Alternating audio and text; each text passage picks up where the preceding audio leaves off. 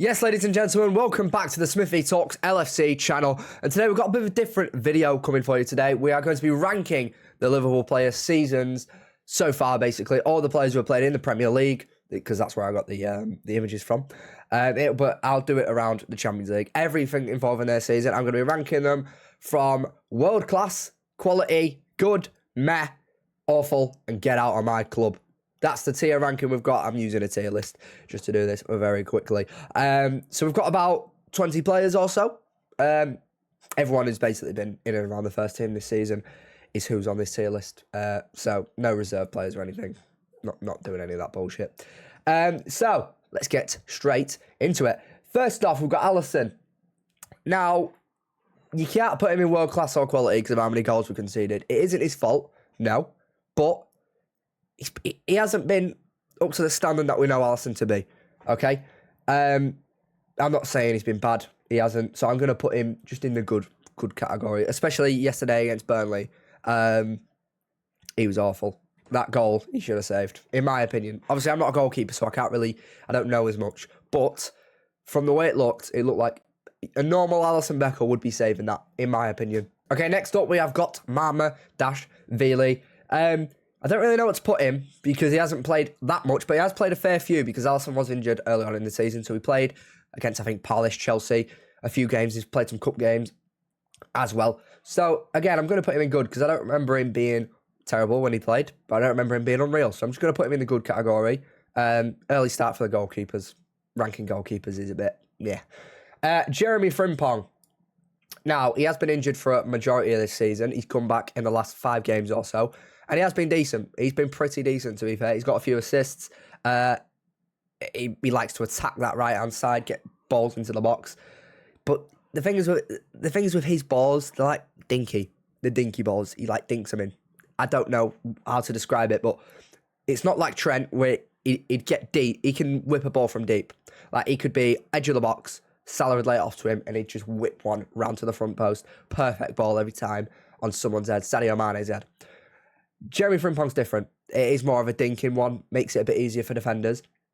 So if he can learn to whip a ball, it'd be a bit better. But he does go quite far into that right side. A lot of the time when he does cross the ball, it's from the byline. He's literally right on the edge of the pitch. So I'm going to put him in meh, just because of the injury. He had a big injury. He's only come back recently. So I don't think we can put him in good category. Coming into the season, could easily be because of the way he's playing at the minute. Now, Conor Bradley. I think meh, again. Conor Bradley is one of them where he shows up in the big games. So, for example, Real Madrid, Man City, Chelsea. Games this year that he's played very well in. But then the smaller games where it's like your Burnleys, your Leeds, anyone who's lower down in the table, he doesn't perform that well. He's not that performing. And also he picks up a lot of yellow cards. That's a problem. He has got a lot of intensity about him, which I do like. But at the same time, he needs to stop them yellow cards. It was the same with Milos Kerkez at the start of the season. He was like that a lot as well. Very rash. And I feel like Bradley can also be like that. So I think meh for the 2 right-backs. Andy Robertson, again, meh. He hasn't really done much. He hasn't played much. Milos Kerkez has been the starting left-back. When he's played, hasn't done too bad. But again, nothing great. So meh. He can't be in the awful category because he's not played too much. So he can't be in there. Milos Kerkez, now, this is a difficult one. At the start of the season, if this was like 5 to 10 games ago, he's in awful. He's easily in awful. But I think he's redeemed himself. I think he's been quite good the last few games. But again, he's crossing. He's terrible. The thing with Milos, nothing like Andy Robertson. Right? I'm comparing these Frimpong and him to Andy Robertson and Trent Alexander-Arnold because they are our best fullbacks of all time. Some of the greatest Premier League fullbacks of all time. And the numbers they were getting assist-wise was unbelievable. Unbelievable. And I don't think Kerkez will be that, especially if he keeps playing the way he does. Because what Kerkez does is he'll get the ball off Cody Gakpo, hardly, but if he does, he'll try and dummy a man, go past him, and then dummy another man, go past him, get right to the byline, like Frimpong does, and then he'll whip a ball in. Or he can do it from deep, but when he whips a ball in, he's not looking up into the box to see who's there. So he's whipping the ball most of the time to nobody.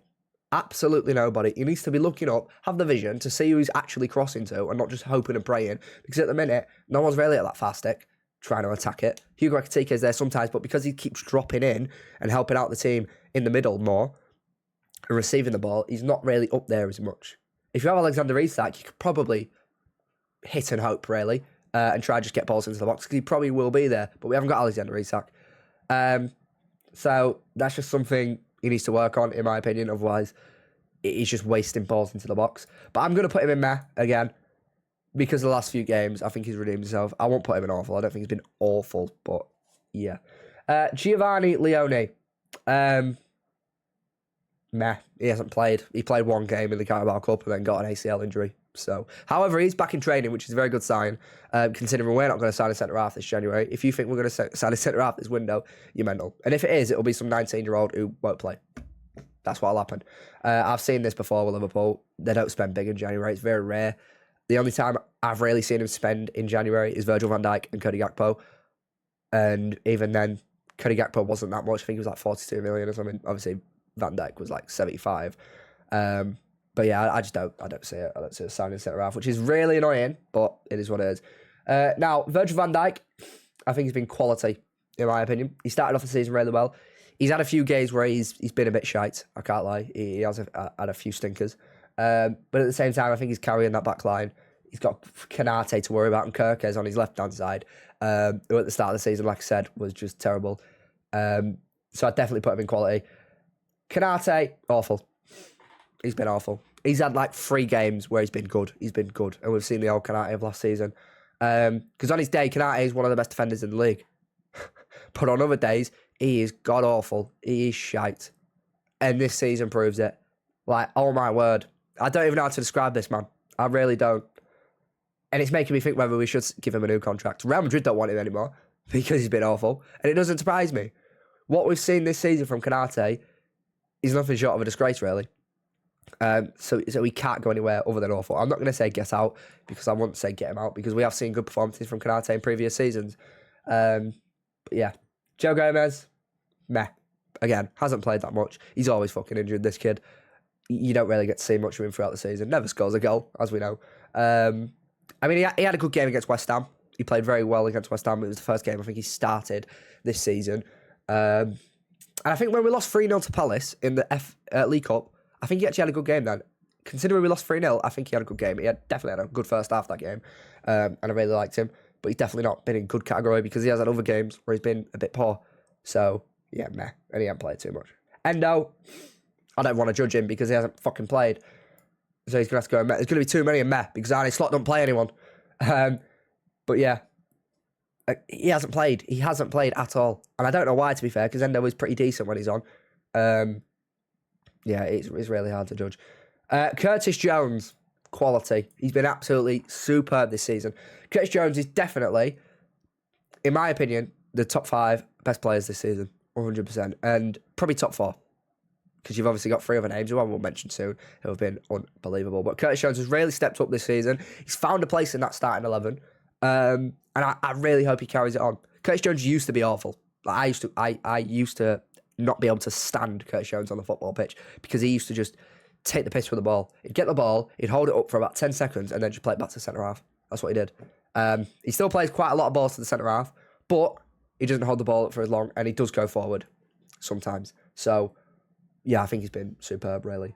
Yeah, so Curtis in quality. Now, Ryan Gravenberch, I'm going to put him in good. He's been okay. Ryan Gravenberch is an unbelievable footballer, but I will say this, he is not a number 6. He's not a good enough number 6. He's a terrible number 6. His defensive work is pretty shocking, but on the ball, he's unbelievable. So you need to get him higher up the pitch. He needs to be more of an 8, a box-to-box, not a number 6. This is where Liverpool needs to go in next season's market. You need to go out, you need to get a centre-half, and you need to get a CDM, a number 6. Because that is what we're missing. You look at all these great teams. Arsenal, they've got Declan Rice. They used to have Thomas Partey. Man City, they've got Rodri. You know, even Chelsea, they have Caicedo. Unbelievable.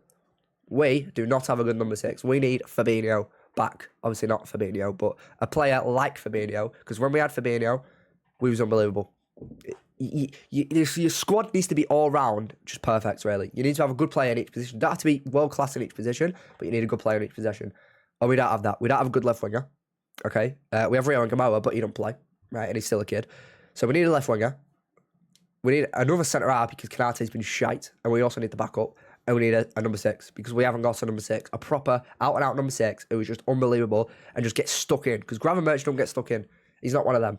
He's not one of them, and neither is Alexis McAllister either. They're both really box-to-box players. So, yeah, but still, because what he does on the ball, I'm putting him in good. Dominic Szoboszlai, absolutely world-class. Now, I've heard a lot of people saying this, right? A lot of people have been saying, oh, he's only having a good season because all the other Liverpool players have dropped off. They've all dropped off, and he's just maintained that level of being decent. No. He's been the 10 times better player, right, than all of them. Not because he's stayed at the level where he was last season, but because he's improved. He's getting more goals now. He's getting more assists. He's getting further forward. He's got more confidence. Dominic Szoboszlai is one of the best midfielders in the league. If we're going off this season, he is top 5 midfielders in the league. He has been absolutely fantastic. Unbelievable. So all this bullshit about him just staying at the level, whereas the others have dropped off, it's bullshit. He's just risen above it. And they've also dropped off. It's 2 in 1, right? Dominic Szoboszlai has been our best player this season, okay? He just has. He's absolutely carried us through games, playing in positions that he's not even meant to play. We played him at fucking right back, right wing, centre mid, attacking mid, everywhere. He's played everywhere. So Dominic Szoboszlai is my player of the season so far, and he's in world class. Now, Alexis McAllister, I think he's been awful. I'll be honest, he's been awful. He had a bit of an injury pre-season coming into it, but we're now in January. We're now in fucking January. It's no excuse to use that. He has been absolutely awful. He's been terrible. I'm not going to say get out, although I do have a weird feeling that he's going to leave in the summer or next summer. Shit. Didn't mean to do that. Which is a shame because Alexis McAllister on his day, like I said, just like Kanate, can be an unbelievable footballer. But he's been terrible this season. He's done nothing. There's not one game where I can point out where he's been good. There just isn't.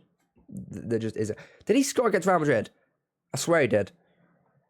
If he did, then yeah, that was the only good game that he had. I didn't watch that game because I was at 40, sadly.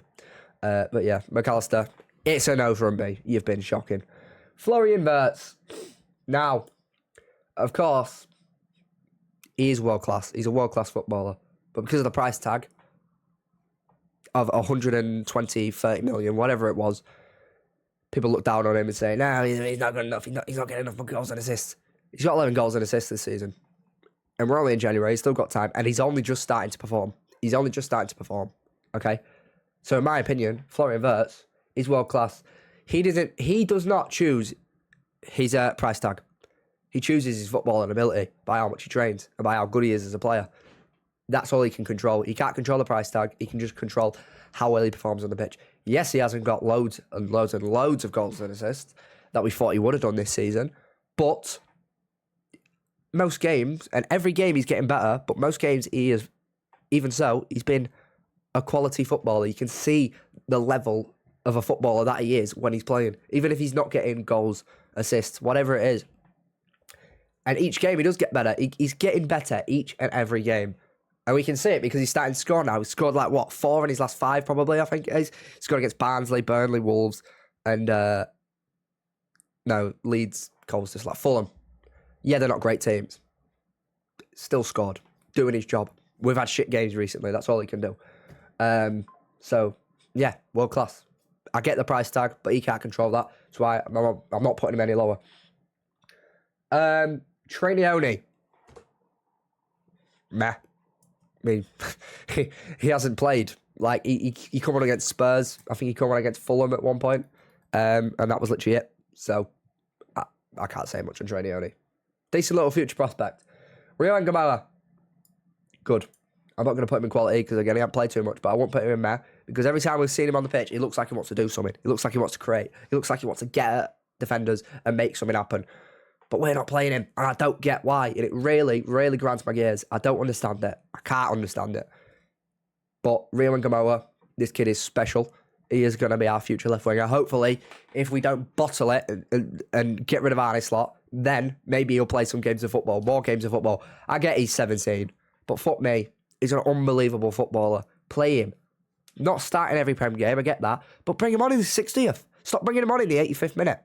I think the earliest he's come on is like the 78th minute, and that was yesterday. Not yesterday, Burnley, which was a few days ago. That's early as come on, right? This is why I'm not even that arsed about getting a left winger. People are saying Liverpool needs to go out and buy a left winger. I get it, because Cody Gakpo is pretty shit. But I'd play Rio and Gamoa. I honestly would. Take a risk. Take a risk with this lad. You've got to play the youth at the end of the day. You've got to try and bring the youth into the first team. Otherwise, there's no point in having youth players to bring in, because it's pointless. All right, Barcelona did it with Lamine Yamal, and no, I'm not comparing Rio and Gamoa to Lamine Yamal. Lamine Yamal is one of the best players in the world already at 18, 19 years old, whatever he is. But he is a special player. Give him some game time. Give him his props. Give him a chance. That's what I say. Anyway, Hugo Ekitike. I can't say much more. He's above Florian Wirtz as well. World class. Absolutely world class. He's unbelievable. What a footballer. What a man. God, I love him. God, I love this guy. He's just unbelievable every time he plays football for Liverpool. Unbelievable. Even if he's not scoring, he looks majestic on the ball.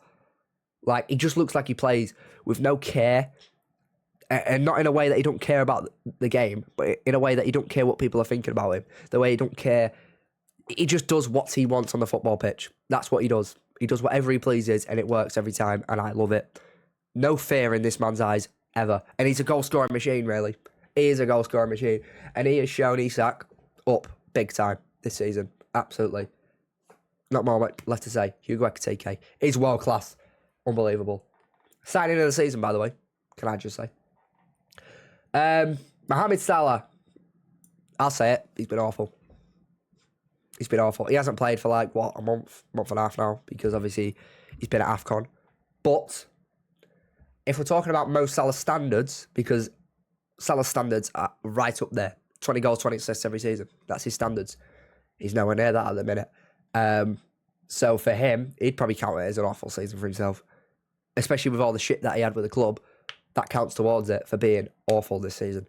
So yeah, I don't think Mo can go any higher than awful. Obviously, he can end the season probably in good or quality, but I don't think he can be world class this season. He hasn't been. He's been terrible. But again, I wouldn't get him out. Federico Chiesa. Get out. Now, I'm putting him in get out, not for my sake, not for Liverpool fans' sake. Okay, it's not for us. It's not because he's been shit when he's come on. When he started, he hasn't been great. I'll say that. But when he's come on, especially earlier on in the season, when he probably had a bit of confidence, but now his confidence is shattered, because when he plays, he played good, and then he just didn't play again. So then when he does play, when he finally played weeks later, his confidence is probably gone. So that's probably what happens. That's probably why he's not good when he starts. Or maybe he's just a better bench player. I don't know. But he hasn't got any game time. He hardly gets game time. This is why I want him to get out. Because I want him to leave for his sake. I want him to go play football, because that's what Federico Chiesa deserves. So it's not for us, it's for him. That's why he's in get out. All right? Federico, leave this club and never come back. Unless Arne Slot leaves. Then maybe he can stay. If you get game time. Cody Gakpo. I'm not going to put get out but he's been awful. And he's the top of the awful list, by the way. Canate, get back. Cody Gakpo, oh my word. This guy has been terrible. He had a decent start where he was scoring a few, but his performances were still shoddy as fuck. And now he doesn't get the goals. He's still shoddy. He's still terrible on the ball. He's so predictable. He doesn't link up well with any of the players around him. It's just terrible. It's honestly better when Kerkez plays with, when it's a trio, right? A triangle of Kerkez, Wirtz and Jones. Whether Jones is on the wing or Wirtz is on the wing. That is a better trio. They play unbelievable football between the three of them. Cody Gakpo just ruins it. He honestly does. He just ruins it. Every time, right, I'm going to get down the line, then I'm going to cut it back with my right foot, take a touch inside, shoot or cross the ball. Every time. I think you don't even know whether it's crossing or shooting. He just whips it. He just whips it every time and hopes for the best. Oh, well, if someone gets on the end of it, it'll be a cross. If it goes in, it's a shot. Do you know what I mean? That's what it looks like he's doing. And he's been terrible. But I want to say get out, because part of me still likes Cody Gakpo. I've always said I think Cody Gakpo is very underrated, because sometimes he can be a good footballer. We've seen it. Games against Man United, multiple games against Man United, he's been unbelievable. But this season, he has been nothing short of terrible. He's been atrocious. Right, okay, the last player is Alexander Isak. He's been awful. He has been awful. Listen, when you come in for as much money as you did, and I know I said Wirtz doesn't pick his price tag, right? I get that. But as a striker, you're only expected to score goals. That is your expectation, and especially with Alexander Isak, who is known for just getting goals, for scoring goals. He was on the ball a lot at Newcastle, but he was just known for scoring goals. He hasn't done that this season. He didn't get injured till what, November, December? And he didn't score. He scored like 2 goals before that. One in the FA Cup, or League Cup, against Southampton, and the other against West Ham. A shite team, right? He's been terrible. And again, it's his standards. I'm treating him the same way I'm treating Mo Salah. Alexander Isak is used to 20 goals a season. He's not going to get that for Liverpool. He's got a broken leg, so we can't play anymore. And even in the early days, it wasn't looking like he was going to do that anyway, even if he was fully fit. And he definitely doesn't deserve to start over Hugo Ekitike. And that's terrible for him because he cost almost twice the money as Hugo Ekitike did. He can't control his price tag. No, but he can control if he puts the ball in the back of the net. And he's not doing that. And also, when he's on the ball, he's not getting on the ball, to be honest. We're not giving him the ball much. But when he is, he's not doing much anyway. So it's pointless. So yeah, Alexander Isak, he's been awful. But of course, he's one of them where you can give a bit of time, another year. Hopefully he comes back next season. Hopefully all these players, when I come back to do this next season, or at the end of the season, we'll have no one in awful. Everyone will be at least in meh. But yeah, that is my tier list for the Liverpool players in the 25-26 season. So we'll just go through it quick. Federico Chiesa, the only one to get out for his sake, not for Liverpool fans' sake. Awful players this season: Cody Gakpo, Konate, McAllister, Salah, and Isak. Totally fair in my opinion. They have been awful. Meh, because the thing is, these are more players who haven't really played. Frimpong hasn't played too much. Conor Bradley, on and off. Robertson hasn't played. Kirkez, on and off. Leone hasn't played. Gomez hasn't played. Endo hasn't played. And Trenioni hasn't played, really. Good. The 2 goalkeepers. Just because, yeah, they've been decent. That's it. Ryan Gravenberch, he's been decent. Ryan Kamara hasn't played too much, but when he has, he showed a lot of quality. Quality players: Virgil van Dijk and Curtis Jones. And then world class, the top 3 players this season. Curtis Jones is 4th, by the way. Just so you know. Dominic Szoboszlai, Hugo Ekitike, and Florian Wirtz. So, anyway, hope you boys enjoyed that video. Bit of a longer one today. And a bit of a different one. If you want to see more tier lists like this, or just more ranking videos, let me know in the comments below. Let me know who you would change in this tier list. If you disagree with me, let me know. Make sure to like and subscribe. Turn your notification bells on so you never miss a video by me again. Bye-bye. Enjoy the game on Wednesday against Marseille. See you in a bit.